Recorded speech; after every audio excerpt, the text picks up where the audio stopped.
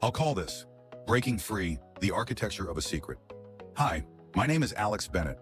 If you met me 3 years ago in Crestwood, you would have seen a 19-year-old kid who looked like he had his life figured out. I was a sophomore at the local university, majoring in psychology. Ironic, I know. And I spent my weekends either working at the campus library or grabbing coffee with a girl I was seeing named Claire. I had a quick smile and a reputation for being the guy who always had his assignments turned in 48 hours early. But every architect knows that a building can look pristine on the outside, while the internal plumbing is corroding. For me, that corrosion started around 11 o'clock every night. When the house went quiet and my roommates were asleep, the shadow would settle in. I struggled with a compulsive addiction to masturbation. I know. Even saying it out loud feels like a social landmine.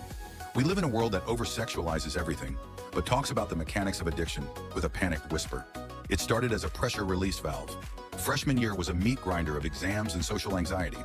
I found that in the silence of my room, I could find a 10-second burst of dopamine that made the world go quiet.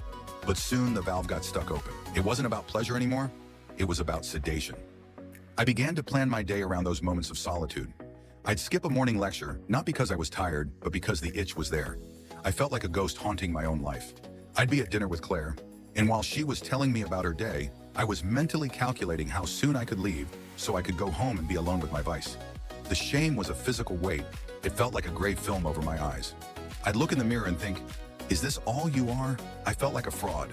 I was the good kid everyone trusted, but I was living a double life in the dark.